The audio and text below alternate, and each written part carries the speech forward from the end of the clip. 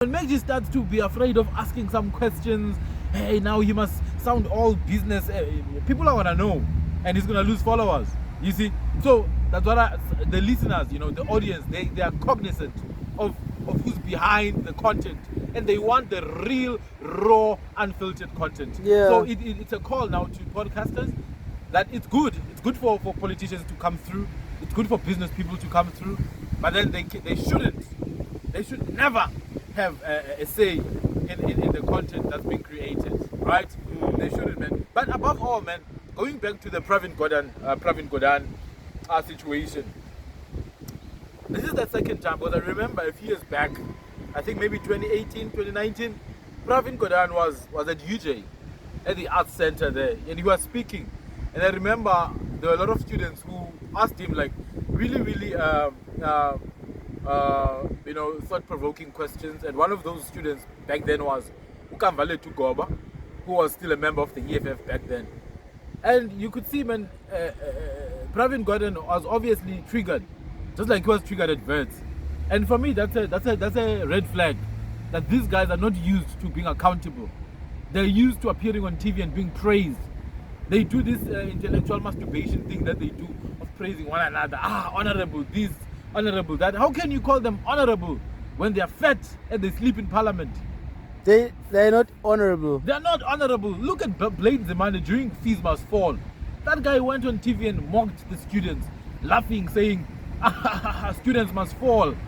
Students must fall. He does not recognize, nor does he appreciate the struggles that students face in South Africa, let alone unemployed graduates. I'm just talking about students for now. So Pravin Gordhan being triggered when he's being asked critical issues is a very clear indicator of where we are with regards to our politicians. They don't see us as the people who give them the mandate. They see us as these politically illiterate fools who must take orders from them. But it's the other way around. The very idea of politics is founded upon Greek society. The name politics, it comes from the word polity. The word polity comes from polis.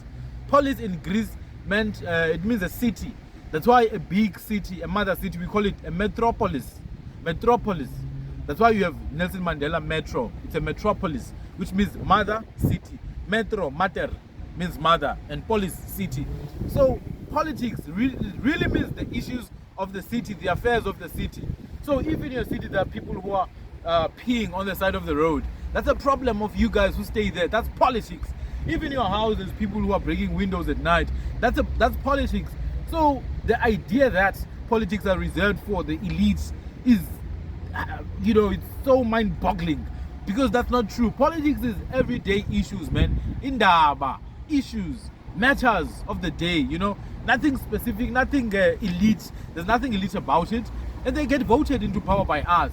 But then when they get asked these questions in public platforms, in public fora, in public dialogues, they get angry. Look at Upegitele, for example.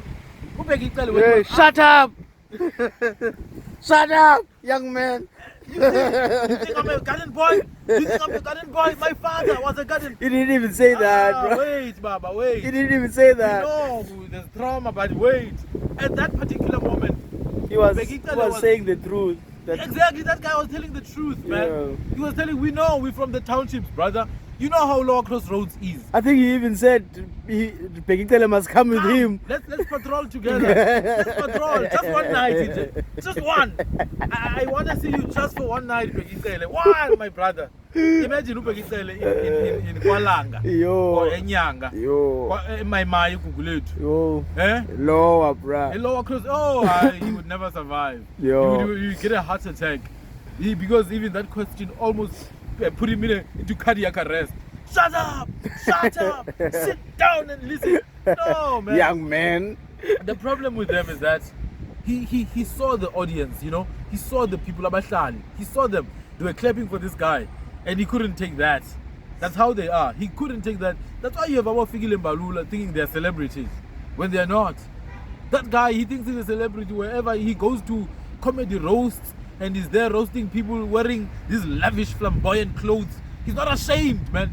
On his way, he was driving past shacks, past Umjondolo, past Izimbaku, past squatter camps. He was driving past them, with his flamboyant, luxurious clothing items from Italy and Paris.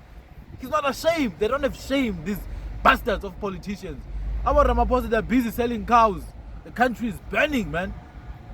Young people are not employed. Women are being killed. Children are being killed. Men are killing themselves. Huh? Every single day, my brother. Education system is completely failing. A curriculum that was designed based on foreign principles, designed by old people in their 70s, 20, 15, 10 years ago. It's completely irrelevant now. They don't teach kids, man, digital skills. They don't teach kids how to build stuff. They teach you what's the name of this thing, this plant. They teach you about plants. What's the name of the plant? Plant pollination. Cycles. Butterfly. It turns into a moth, and then it's a caterpillar. The cycle. How is that gonna help you, brother? Huh? The roads are full of potholes. They should be teaching you how to build roads, how to build bridges, how to build houses. They should be teaching kids how to design cities. Huh? How to incorporate modern technology with rural living. Huh?